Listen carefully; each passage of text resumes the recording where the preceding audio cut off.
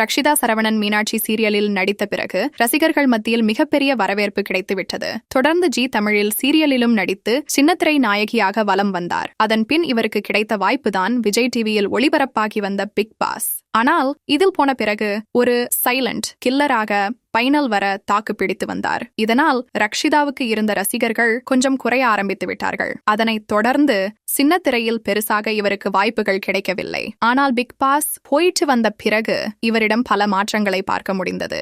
Modern லுக்கில் அடிக்கடி photo suit நடத்தி கவர்ச்சிகரமான போட்டோக்களை சமூக வலைதளங்களில் வெளியிட்டு வந்தார். ரக்ஷிதா போட்ட பதிவுக்கு பதிலடி கொடுத்த தயாரிப்பாளர். அப்படிப்பட்ட இவருக்கு வெள்ளித்திரையில் நடிக்கும் வாய்ப்பு கிடைத்தது. இவருக்கு எப்படி பிக் பாஸ் மூலம் இந்த வாய்ப்பு கிடைத்ததோ அதே மாதிரி பிக் பாஸ் சீசன் 4 நிகழ்ச்சி கலந்து கொண்ட பாலாஜி முருகதாசும் இணைந்து ஒரே படத்தில் நடிக்கும் வாய்ப்பு கிடைத்தது. அப்படி இவர்கள் இணைந்த படம் தான் ஃபயர். இவர்களுடன் சேர்ந்து சாக்ஷி, சாந்தினி, சுரேஷ், சிங்கம்புலி மற்றும் பலர் நடித்திருக்கிறார்கள். தயாரிப்பாளரும் நடிகருமான ஜே சதீஷ்குமார் என்பவர் இப்படத்தின் மூலம் இயக்குநராக அறிமுகமாகியிருக்கிறார். JSK பிலிம்ஸ் கார்ப்பரேஷன் தயாரித்துள்ள இந்த படத்திற்கு TK இசையமைத்துள்ளார். இப்படத்தின் கதையானது 4 பெண்களை பற்றி சுற்றி வருகிறது.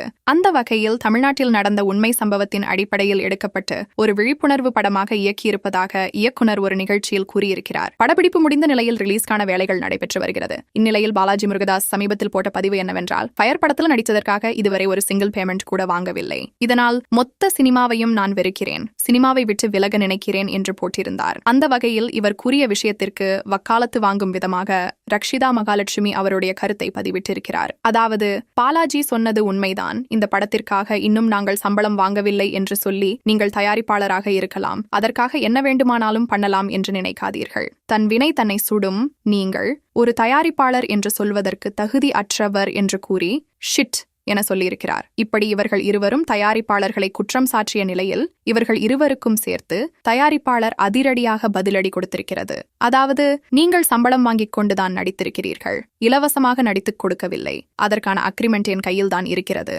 நீங்கள் பணம் வாங்கினதற்கு ஆதாரம் நான் சோஷியல் மீடியாவில் காட்டினால் உங்கள் தரம் தாழ்ந்து போகும். தேவைப்பட்டால் நான் எல்லாத்தையும் சோஷியல் மீடியாவில் போடுவதற்கு தயாராக இருக்கிறேன். இந்த படத்துல நீங்கள் நடித்ததை மறந்துவிட்டு ஷிட் என்று விமர்சனம் செய்திருக்கிறீர்கள். அந்த ஷிட்ல நீங்களும் தான் இருக்கிறீர்கள் என்பதை மறந்து விடாதீர்கள் என்று பதிலடி கொடுத்திருக்கிறார்.